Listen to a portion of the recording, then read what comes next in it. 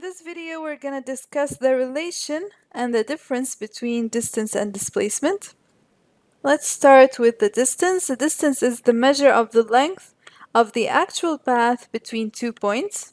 For example, let's say a body is moving in this path. He started at point A and finished at point B. And let's name these points C, D, and E. The distance will be the measurement of the path from A to C, C to D, D to E, and from E to B.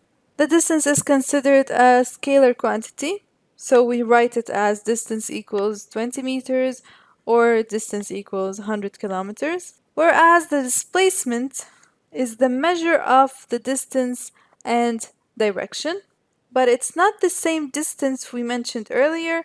Here it is the minimum distance connecting the initial and the final positions of the body and has a direction from initial to final points. The direction could be north, south, east, and west. And if we go back to our previous example, the displacement will be represented by this green line, and the direction of it will be from A to B.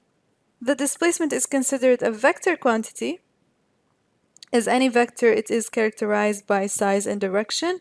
That's why we have to mention the direction when we are defining a certain displacement. Like here, displacement equals 20 meters east or displacement equal 100 kilometers north. Let's take another example of a map to determine the distance and the displacement.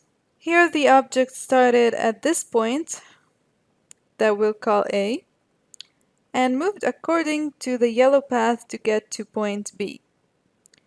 In this case, the distance will be equal to the summation of all the distances, 8.2 plus 1.8 plus 4.5.